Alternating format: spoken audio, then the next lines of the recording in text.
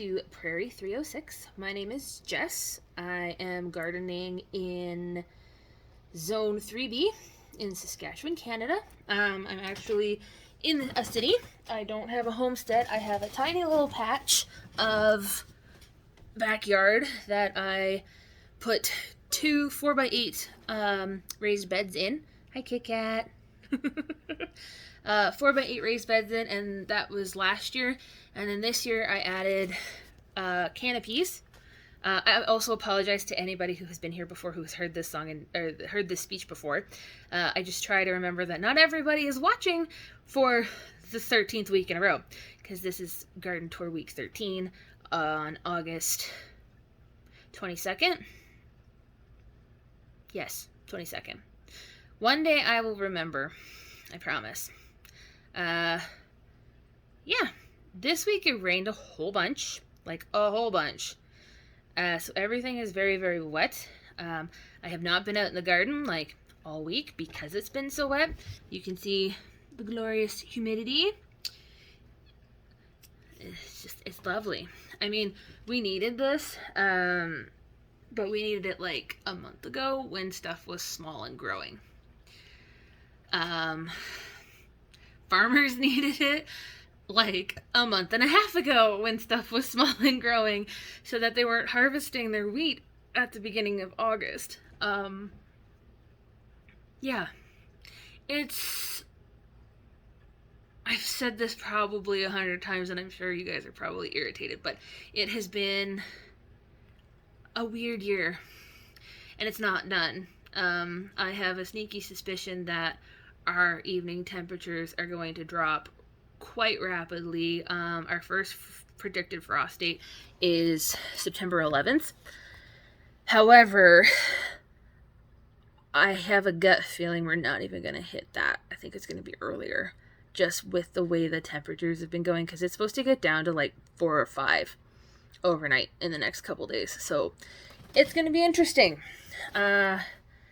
My mother-in-law actually mentioned the other day, she's like, yeah, if you need blankets to cover things to extend the season, I'm like, my tomato plants are over 8 feet long and they're on a trellis, and I don't think I can wrap them at this point.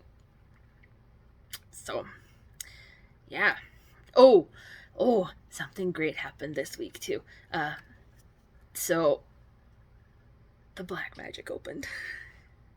And I made like a huge deal of it on my Facebook. So if you've already, like, you would, a lot of people have actually seen the flower already, because I took pictures of it the day that it opened. I checked them every morning before I go to work, and it was like starting to open.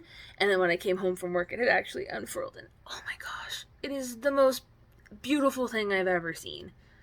I need like all of the super dark, almost black burgundy flowers. They're gorgeous. Oh my gosh. I can't wait for next year when I have a plan to have like a sunflower wall across the front of my house. Because they're beautiful. Beautiful. So you're going to see it in this video like completely fully opened with the center kind of swollen.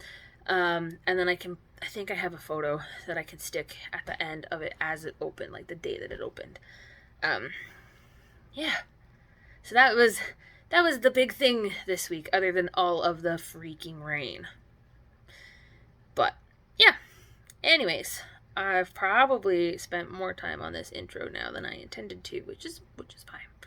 If you guys don't enjoy listening to me ramble about my garden before I start walking around my garden and rambling, you guys can just skip ahead, which is totally fine. But anyways, let's get out there and take a look at what went down this week. Okay, so it finally stopped raining. It has been raining all week, which is why everything looks really good. The flowers are all really good. There's little half moons out of here. Pretty sure that's grasshopper. It might be just from being blown around too, because it's been windy as well. This is probably going to end up coming in the house pretty quick, because the temperatures at night are getting really cold.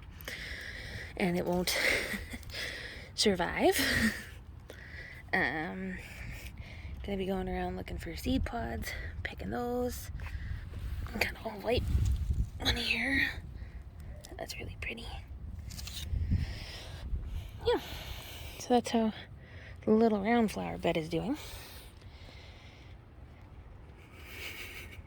And then there's this. The black magic flowered earlier this week, and it's all I've been able to talk about, and I'm sure people in my life are like super annoyed by it. Oh, and there's the Kato, who's scared of me. Oh, and a hairball in the window. That's pleasant.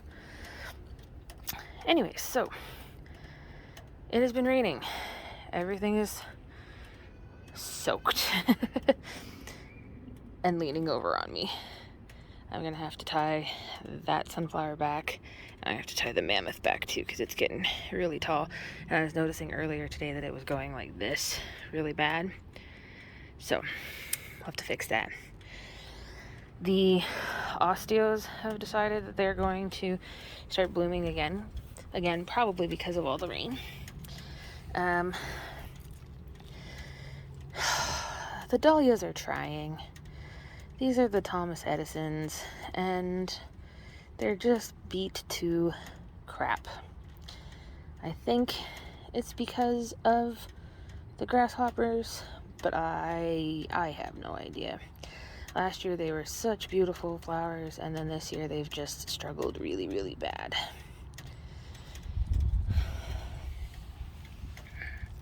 And these are the blue boys, even though they don't look very blue.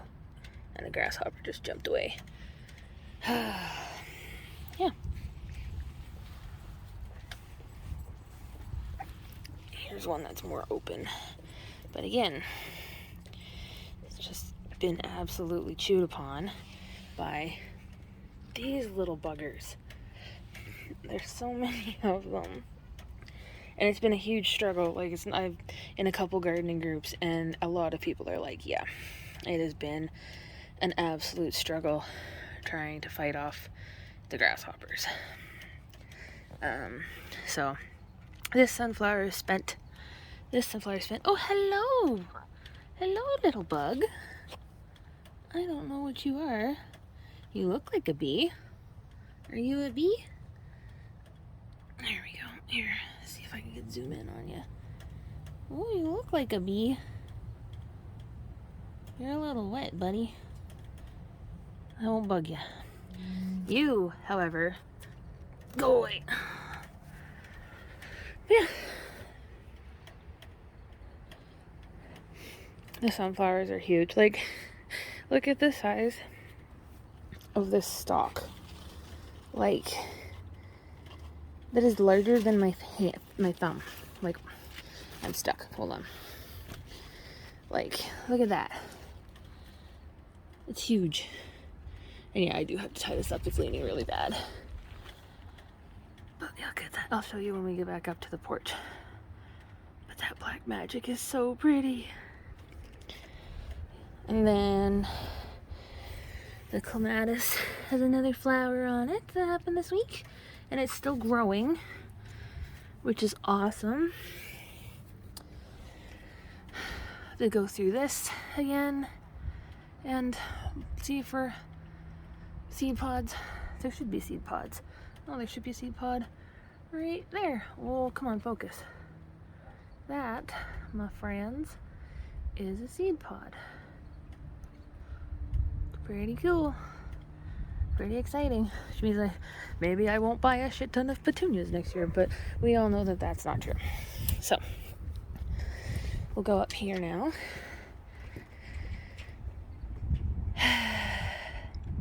I have to deadhead this thing, but it is just glorious. I hope this year when I take the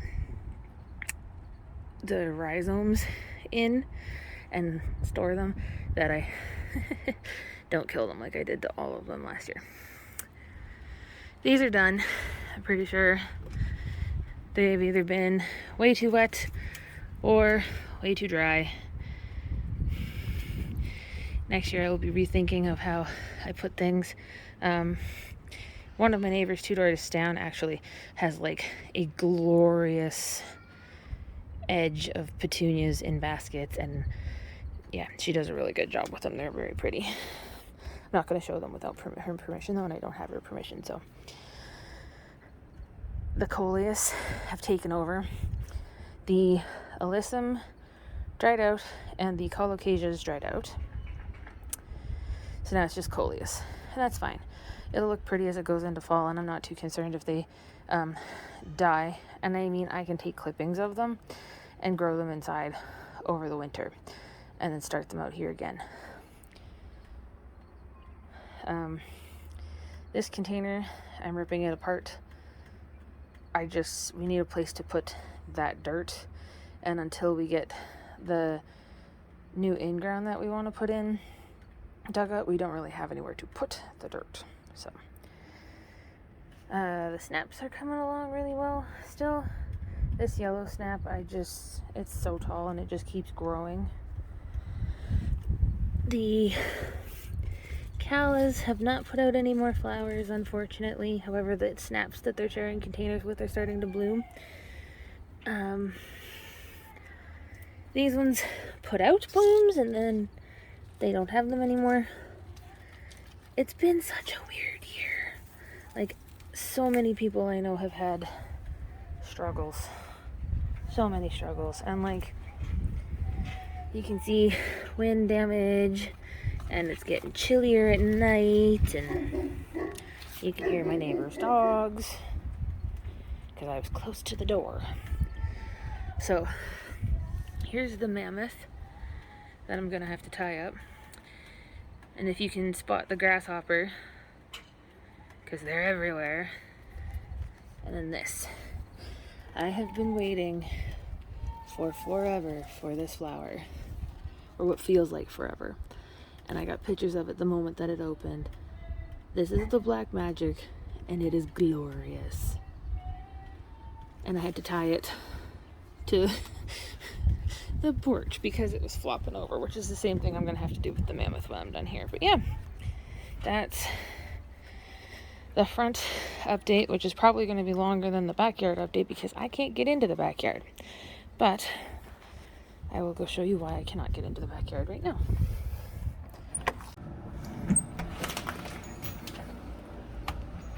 Okay.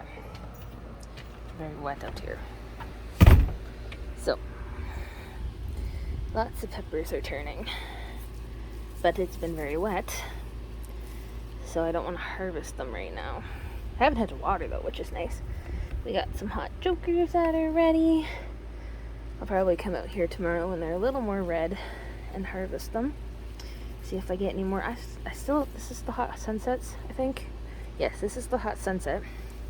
I still don't know what this pepper is. Mystery pepper. I don't think I'm getting any stripy peppers this year, unfortunately. That's okay. The Tiny Tims have tomatoes that need to be pulled.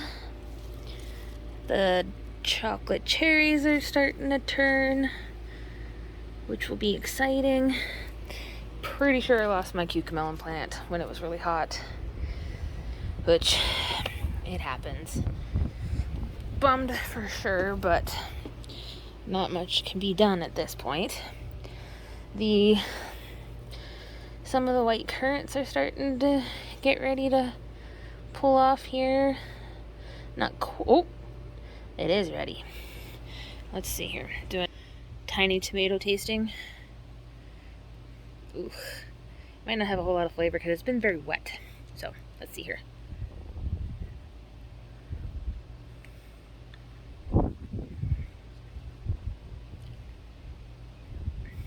Not my favorite. I don't think I'll grow those next year. This is the plant that I had triage on. So that's where it got broke. And I mean, it split here too. But it's still growing and putting out tomatoes. I've been very lax on my pruning. But it's also to the point where I'm just letting this do what it's going to do because it's the end of the season. We're getting pretty close. We're what? August 20th, 21st, 22nd, in and around there.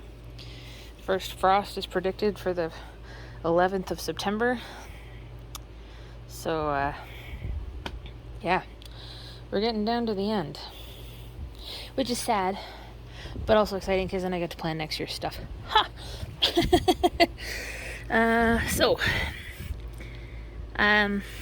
I forget which ones this is, but there's peppers on it. One of them is a jalapeno. The other one is a ghost, I think. Oh, so I was worried that we didn't have leaf cutter activity, but look. Oh, that's so awesome. Ah, so cool. And then what else do we got here? We got some bells. Got some purple, nice purple bell. Look at that. Ooh, that's heavy too. That's exciting. Hopefully they taste better than the little ones that I harvested earlier in the year, because those were kind of gross, which made me very sad. Try not to catapult myself off the stairs. So, the evil olives are coming in. Yes, I bought them literally just for their name. I think I've mentioned that before. I got more Bosque Blue. I pulled 2 off this morning and had them for breakfast. Yes, I'm one of those people that eat tomatoes for breakfast. And it was just the 2 tomatoes.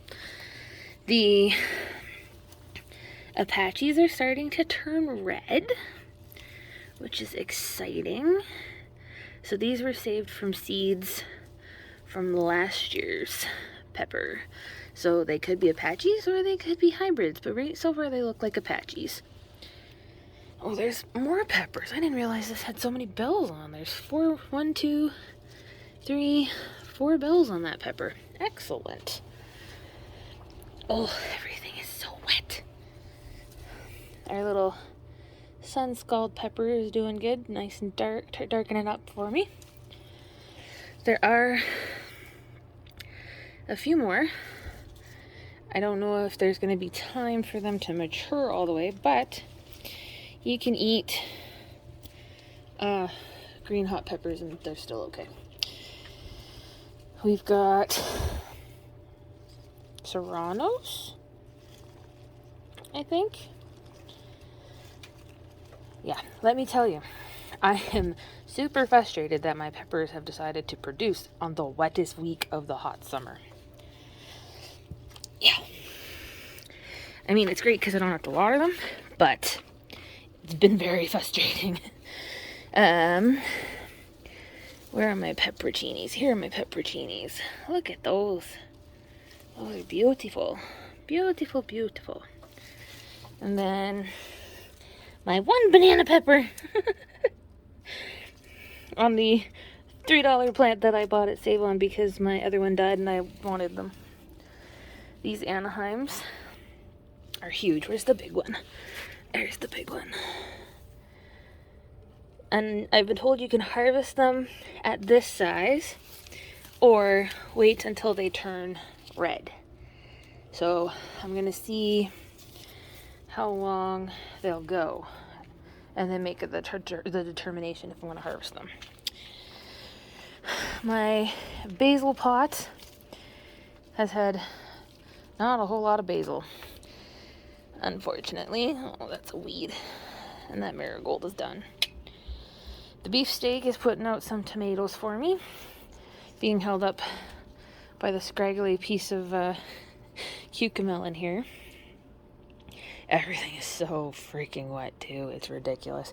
And I'll show you why I can't do my typical all-around garden tour. So we're going to have to either shoot it from the bedroom through the window with the cats meowing, or we'll just have to wait till next week for an update. However, Tomato Jungle is, yeah, I don't even know what's what anymore, and I'm just kind of letting it run. I've got 3 or 4 tomatoes now that are above the canopy significantly, so I won't be able to harvest anything off of them until I pull the plants down. So that should be a lot of fun.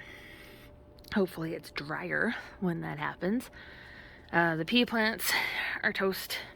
They've been pulled and I was drying them out. Carrots and beets are still going. As you can see, the tops seem to be doing real well. I don't know if the root balls are doing well. The corn, some of the corn has silks too. I'll show you that a little bit better here. But if you look, that's a yellow pear, just about ready. And there's one on the ground because it cracked. And I ate one earlier. I've just kind of determined that the tomatoes might not make it into the house, that I might just eat all of them in the garden. Except like the slicers. Slicers will make it into the house. This guy didn't get as big as we had hoped. Mind you, there's still time. I don't think we're gonna get flowers off of him. But I believe he needed more sunlight than he was getting in this area. So it doesn't surprise me that he didn't get as big as we thought he would.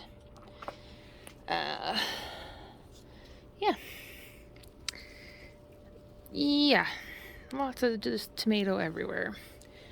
I'm probably gonna have to come in here and try to pull suckers or top them to get them to ripen their fruit. But the good thing about tomatoes is you can pull them and they'll ripen off the vine, which is good. And then the Tabasco pepper plant is still going, surprisingly.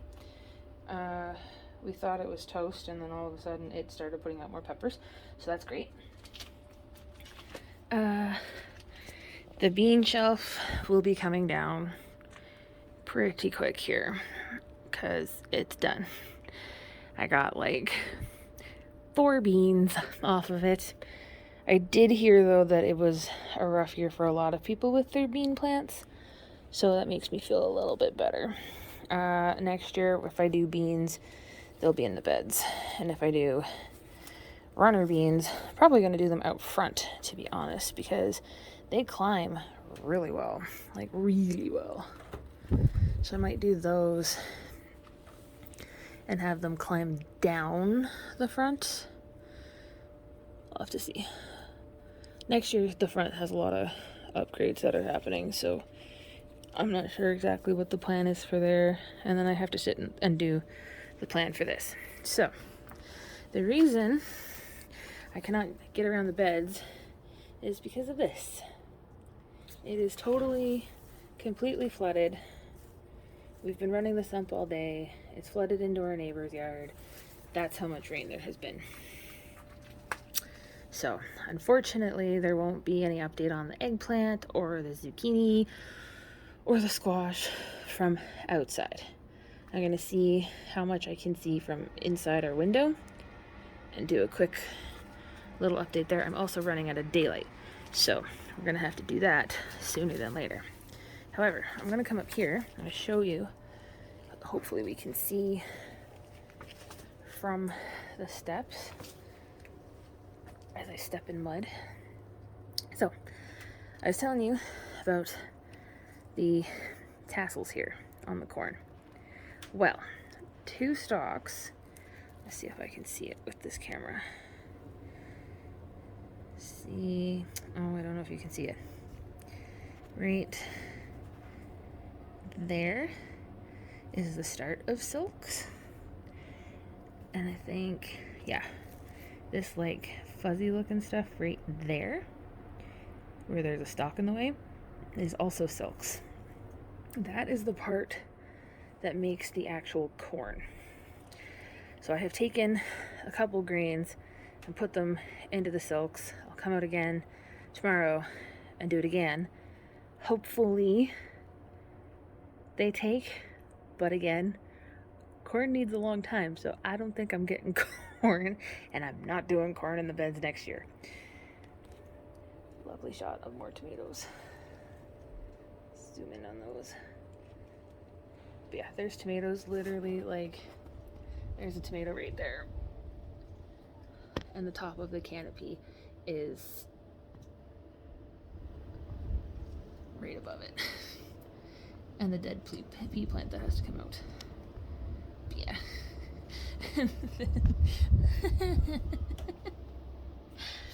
Every morning I wake up and I just laugh because that's ridiculous.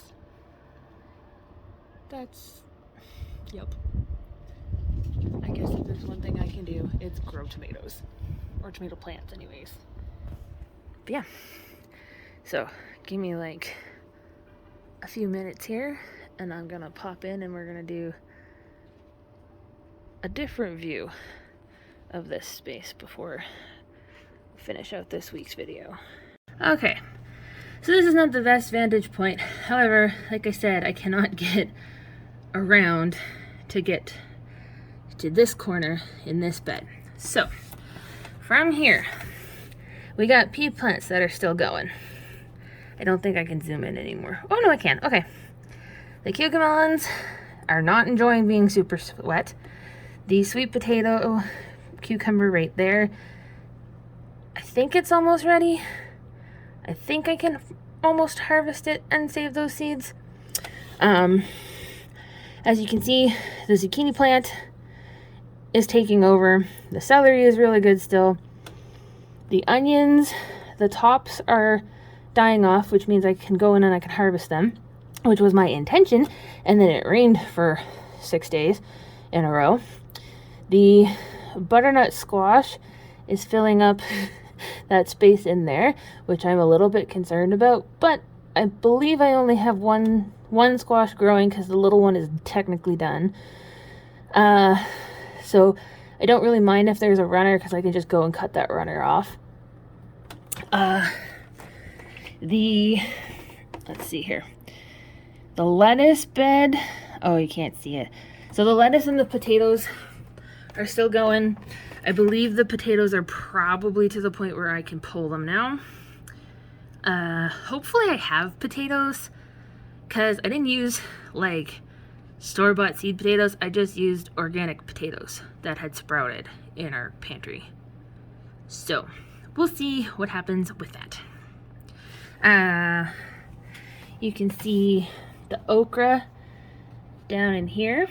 I harvested 2 off of those today, and we had them in supper, actually, which is pretty awesome. And, oops, sorry, I keep banging my phone. Yeah, this is the view that I have every morning of my garden, by the way. This is what I see every day when I wake up. And I have watched this grow from being a very frustrating little plot that started probably earlier than it should have into this giant food forest that I was woefully unprepared for. But there's been a lot of learning this year, which is excellent. And I greatly enjoyed, and I'm still enjoying, because I still have at least a couple weeks, I'm hoping. And I mean, I'll probably shoot a couple, like at least a tour or a video as we're like tearing stuff down, or after we've torn stuff down and what I'm doing to prep for the winter, because that's the next thing, is you gotta prep for the winter. Hey Zach, do you want to be in the video this week, honey? Hi buddy. Never far, are ya? But yeah, so I'll be talking about what I'm going to be doing to prep. I've had a couple people ask what I'm going to do with these baskets over the winter. At this point, I do have to go through all the stuff in my garage right now because I have a bunch of pots and stuff that are everywhere. I have all my winter sewing stuff that I haven't talked about, which I said I was going to, which I might actually shoot a video on that. Because I don't fault the winter sewing method, I fault myself. I did not do things properly. But anyways, that's for a different story, or a different video here. But yeah. So that's this week's quick in between the rain tour. I debated doing an actual tour while it was raining and just not talking. And just doing kind of like an ambience or an ambiance video of just the raindrops on the leaves and the petals and stuff like that. But then I determined that I did not want to be out in the rain because it's not super fun. And it's getting cold. Like, I know that the calendar doesn't say that it's fall yet, but it's getting cold. So yeah, thank you for hanging out with me today on this very wet and damp evening in this little patch of paradise. I greatly appreciate likes and comments and questions and shares and subscriptions. Subscriptions are always great. Yeah. I guess that's everything for this week, and I will see you guys next week. I hope you have a lovely week. Thanks. Bye bye.